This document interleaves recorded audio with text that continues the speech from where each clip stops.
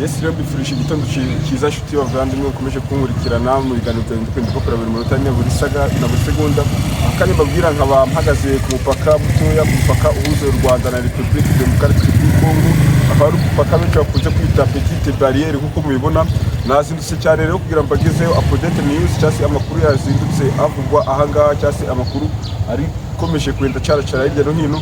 Ubu ngubu rero mbabwire ko ahangaha kuri Petite Barrière bikaba bigeze ku isaha ya saa 12 zuzuye. Murabona ko abantu nk'uko bisanzwe bataratangira kuhagera, murabona ko ahangaha ari ahantu haba huzuye abantu buri munsi, ariko uyu munsi urabona ko isaha zigeze abantu bataratangira kuhagera. So ikibazo nta kindi kibazo ni uko abantu bamwe baba basaga bari bavuye muri akace karacu katorohewe cyane, ari agace kari ku mupaka cyane kuko amasasu yaturukaga muri Repubulika Demokarate du Congo yazaga akashobora kuba yagwa ahangaha. Gusa ikintu nshaka kubwira abanyarwanda ni uko ibintu ni amahoro n'umutekano nk'uko mubibona ahangaha mpagaze meze neza nta kibazo, ndetse n'abandi bashoboye barimo bagenda bamanipawa bajya mu kazi, ndetse n'abandi ndabona imanzi batangiye gufungura amadepo. Amakuru benshi bakunda bakira kuko abanyamahanga ibintu byakomeye, reka mbabwire ukuri ko ahantu live ahantu meze neza, ahantu ni amahoro n'umutekano. Gusa ku mupaka ho ntabwo abantu batangiye kwinjira bagenda bagenda bajya mu kazi hepfo ahangaha. Reba ya televiziyo shanse nega ari kubyinamo abantu benshi barakomeza bibaza ngo ese ibintu byarangiye muri Congo cyangwa se amahoro yagarutse, M23 yarangije kubafata burundu, ese bimeze gute? Amakuru ngiye kubahereza y'impamu, amakuru yizewe kandi amakuru ntahagaze ahangaha nuko uyu muntu tuvugana M23 hari hakurya kabisa ikaba yarangije gufata Goma. M23 yarangije gufata Goma bidasubirwaho kabisa, dore ko n'ibihugu bigiye bitandukanye cyane ibihugu byohereje abasirikare bije gufasha Congo, bimwe byatangiye kudekarara, abaturage batangiye kwigaragambya mu bihugu byabo, aho tugiye guhera muri South Africa cyangwa se muri Afrika y'Epfo kwa Nelson Mandela murahazi, aho abasirikare ba Afrika y'Epfo bagera ku 9 basize ubuzima muri uru rugamba rwabereye hakurya muri Repubulika Demokarate du Congo. Abaturage rero muri Afrika y'Epfo bakaba bigaragambye bikomeye cyane, bavuga ati mbese abana bacu hakurya muri Congo bagikora y'ikinize inyungu bafitemo bagitire bashaka bakaba bakomeje wagiyemo. So abantu twabwira abo muri Afrika y'Epfo abaturage bigararambije cyane, bigararambije ku buyobozi bwabo, igisirikare cyabo ntacyo cyagikora hari hakurya muri Repubulika Demokarate du Congo, dore ko abenshi bakomeje kuhaburira ubuzima. Aba basirikare bo bakaba batangaje ko cyangwa se impuguke zikaba zatangaje ko nta bufasha bushobora guturuka ahandi kugira ngo abasirikare baje gufasha Congo ngo babone umusada, dore ko nta ndege yahagera, nta drone yahagera. Akaba kubw'iyo mpamvu impuguke zigeze zitandukanye nk'impuguke muri Afrika y'Epfo yitwa Dini Wingwin ikaba yatangaje ko kabisa ingabo zabo zigomba kuva mu iki gihugu cya Repubulika Demokarate du Congo, kuko bitabaye ibyo ngibyo abenshi bashira, abenshi bakabura ubuzima, dore ko ngo nabo nta n'ikintu kizima bari buze kuhakura, nta kintu ngo nta nyungu irimo. Kandi umutwe wa M23 nawe ukaba warakomeye cyane, akaba ari umutwe uhagaze neza, abana bisize hamwe bafite icyo baharanira, dore ko mu bigaragara ntabwo ndi gusesenguza cyangwa se mwumve umuntu ujya ku ruhande rwe cyangwa urundi, gusa ibigaragara cyo nuko ari abana barimo barwanira uburenganzira bwabo, kuko murabizi kurwana n'umuntu urimo urwanira uburenganzira bwe ni ikintu kiba gikomeye, aba ari intambara y'amaraso, aba ari intambara ikomeye cyane, akaba ari intambara ibitapfa kwisukirwa n'uwo ari we wese. So Afrika y'Epfo yohereje abasirikare bagera ku 8,000 ahangaha mu mujyi wa Goma kugira baze barinde cyangwa se baze bakaza umutekano w'umujyi wa Goma M23 nibashe kwinjira. Ariko ibyo byose akaba ntacyo byatanze, kuba byarangiye M23 ifashe umujyi wa Goma neza rwose. Mu Goma hakurya hari abarimo muhareba yarahafashe, ikigo cy'indege yaragifashe, ndetse izi ngabo zibumbiye mu muryango witwa SAMIDRC zikaba zatsinzwe cyane, zikaba zabonye nta kintu zirwana, zikaba zamaritse amaboko. Abenshi bavuga ngo mbese MONUSCO cyangwa se ONU biri hari hakurya bihakora iki? Bikambabwire mu by'ukuri ko umunsi w'ejo nandi hari hakurya abo basirikare bose bamaritse amaboko, intwaro zabo bazisiga. Abenshi baciye ku mupaka w'u Rwanda na Congo hari epfo kuri Grande Barrière, mukanye nduze kuhagera kuko abenshi bagiye bakusanyirizwa i Kigali. Ukuntu situation yari imeze gutya, abantu batarabashije kuhagera cyangwa se abantu mwabashije kuvanga mu karere ka Rubavu mukaba mugiye hakurya inyuma mahoko i Kigali hirya, ukuntu byagenze ni gute? ONU irashimira cyane Repubulika y'u Rwanda, irashimira u Rwanda kubera ukuntu rwabafashije mu kwimura abakozi bayo bakoraga hara hakurya, dore ko bavuga hara kuri grande bakihagira bagahita babashyira mu mamodoka meza cyane kabisa ari mu gihugu cyacu bakabageza i Kigali. Ewana kubw'iyo mpamvu rero nikaba yavuze ati u Rwanda rwakoze cyane kuduhereza inzira, kuduhereza ubutabazi bwihuse, dore ko u Rwanda rwo rwabahaye inzira rukabaheza n'ubutabazi bagera i Kigali bakabashyira ahantu hamwe bakabafasha no kubashakira amahoteli. Ubu bikaba ibintu bikaba bimeze neza. Urugamba ejo rwaje gukomera cyane, ukuntu urugamba rwari rumeze byari bikomeye, ntabwo byari byoroshye. Ahantu mpagaze ntabwo ari wahagarara, hari ahagwaga amwe mu masasu abaga yaturutse avuye muri Congo. So ni ibintu twari duhagaze ahangaha mubura mpagaze cyane nari mpagaze. Byari bimeze gute intambara kuri kere yakomeye, ni akantu gato yangi kubabwira impamvu iyo ntambara yakomeye.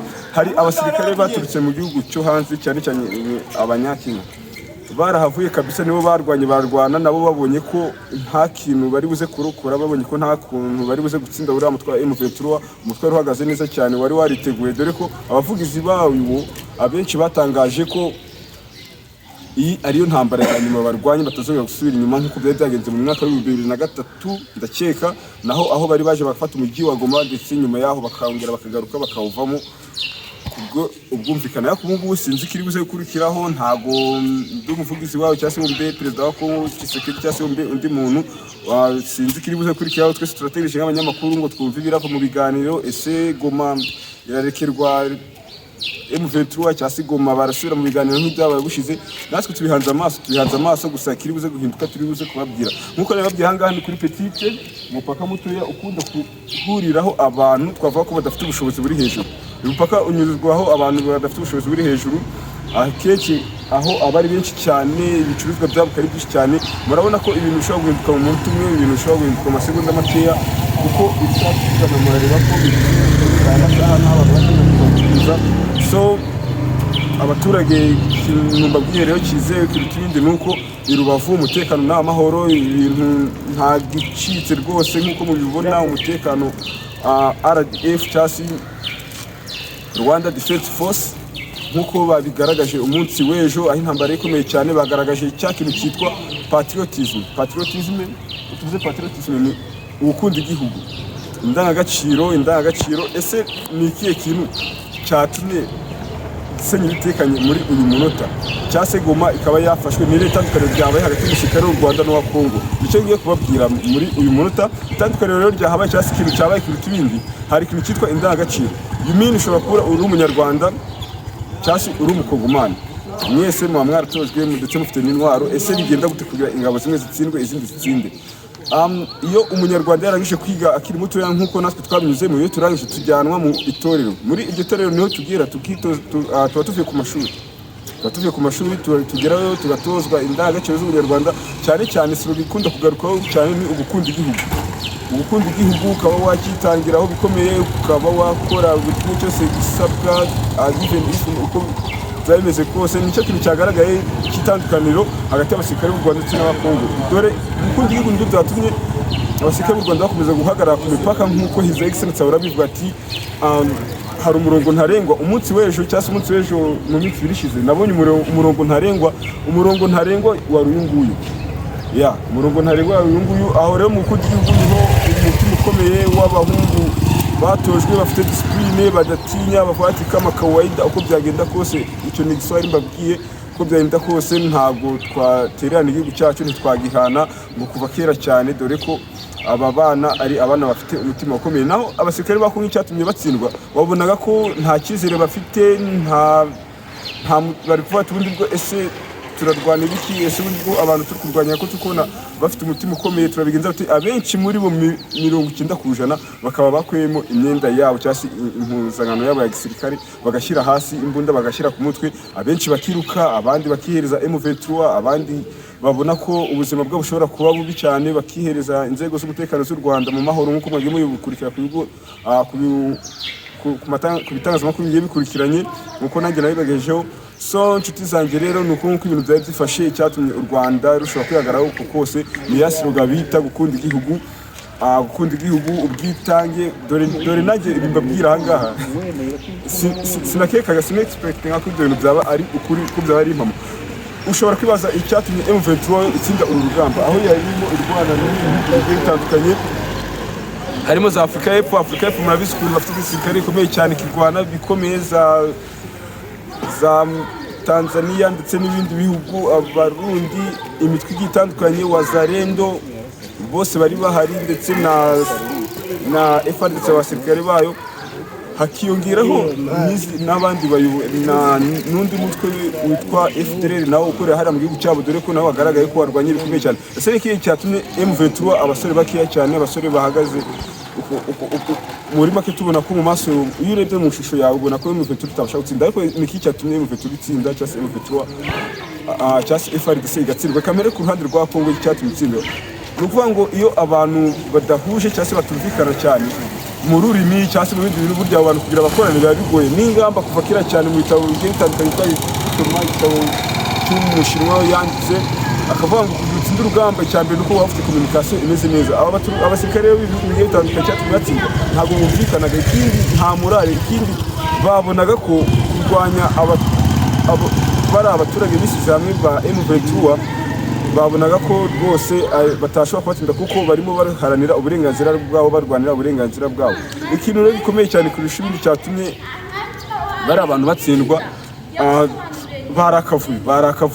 barakavuyo abenshi bifuza kwisahurira nk'uko byagiye bigaragara nyuma ho agahingi kabonetse ko Bazalendo bamwe bajyaga mu mazu y'abaturage, bajya mu modoka abantu bagatwika bakambura abaturage. Hari ejo ndaho zicara aho Bazalendo bafashe umuturage baramukubita hafi yo kumwica ndetse bamwambara amafaranga barigendera. Biragoye ko wabura umusirikare ku rugamba uri wishanditse muri ibyo bintu ukaba watsinda urugamba. Ibyo bintu mbabwira kabisa, nubwo ndi umusivile nanjye mu maso yanjye numva bitashoboka. So naho biriya bihugu bindi bikomeye byaje gufasha Kongo, impamvu byo bishobora kuba byatsinzwe nta musada, nta hantu ubufasha bwari burava, muzi ko M23 yigaruriye ibice bigiye bitandukanye cyane ndetse guhera kure cyane ku buryo bidashoboka kohereza ubufasha bwari bwose mu bugere hano muri Goma. Ntabwo byari bishoboka kuko M23 yabarishije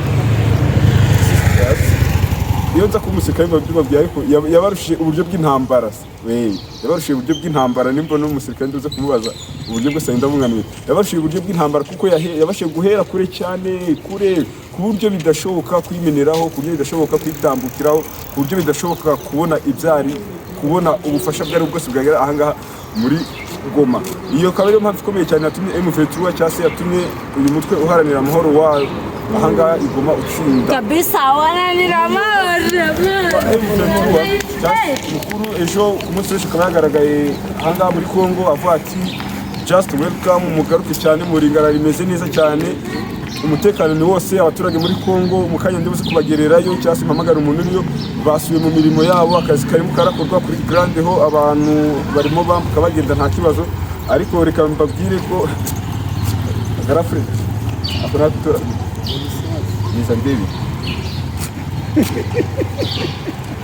yo abantu batarabona ewana ibintu ndimo mbabwira ni nkuru mu dore hanga turimo dutoragura amasasu abantu bataza amasasu baje imbere ibintu ntabwo byari byose. Niyo mpamvu nabwiye ngo we have soldiers, we have everything, dufite umutekano. Ahangaha ni amasasu yagiye agwa, ariko nk'uko mubibona ahangaha kameramani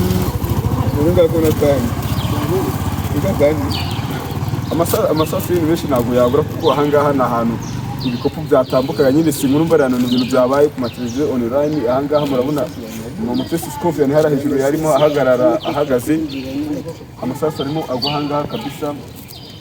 Niyo mpamvu nibyo nkomeje kubabwira ngo uyu mutekano kabisa, abanyarwanda mugerageze mu bintwari, mu umutima ukomeye, dore ko ubu ngubu ibintu ni amahoro, dufite umutekano, turarinzwe. Reka mbabwire ngo ndibuza komezanya namwe update news zose nzibahereza ku gihe, kandi ndebe ko nabona abantu bari kuva muri Kongo banganira cyangwa se nanjye ndebe ko nakerekezayo mfata ibyangombwa n'ingero naho ndibuze kubereka ku kibuga cy'irambara ukuntu byifashe, ese ibintu byangitse bingana gute, ese iherezo ry'ibintu abaturage bakubyumvise kurangira gute. Nanjye aruno nanjye ibintu gusesenguzi ni muri iki gitondo kare cyane mbakore iyi nkuru, reka dukomezanye n'umunsi wose. Update news zose ndizigeza wewe, icyo usabwa ukore subscribe, ukore ukazogera, nurangiza amakuru sinzajye nshyira umuzajye muhita muyabona ni kuri Santos TV. Ndabakunze cyane, dukomezanye ubu mwabangiye uko kuri Grand Barrier kubarebera naho ukuntu bwakiye, ukuntu bwaramutse, ese niba imodoka zitambuka cyangwa niba ibintu byose biza. Ariko ahangaho kuri Petito murabona ko abaturage batangiye gusubira mu mirimo yabo, namwe muri kure mwagaruka ndakeka nta kibazo, nta cyacitse. Reka dukomeze nyungire no hepfo bereke amakuru yandi agezweho, ndetse nkomeze nambamenyera ibiri kubera hakurya, ndetse n'ibiganiro ukuntu biri kugenda byifashe. Gusa ikintu kibabaje bitangaje cyane ni ukuntu Kinshasa naho imyigaragambyo yakomeye, aho abantu igisirikare cy'i Kinshasa cyasi abantu bisize hamwe bagiye bagatwika ambasade y'u Rwanda cyane, aribyo abantu benshi twakoze kuvuga ngo ubanza aribyo Tshisekedi yavuze ati ko Goma bazayifatana n'u Rwanda n'urwo ruzaba rutagihumeka, kuko iyo bavuze ambasade ni igihugu kiba kiri mu kindi. Ubwo hariya u Rwanda rwari Kinshasa, niba rero yarusenye bakatwika bakabirute, ubwo nibyo yavugaga nta kibazo, niko ngenda dutekereza, ubwo nibyo yavugaga, kuko twe Goma bayifashe, none we still live, turacyari bazima kuko mubibona nk'abandi ku mupaka, abantu bose bameze neza, inzego zimeze neza kabisa. Ndabakunda cyane, dukomezanye n'ibiganiro.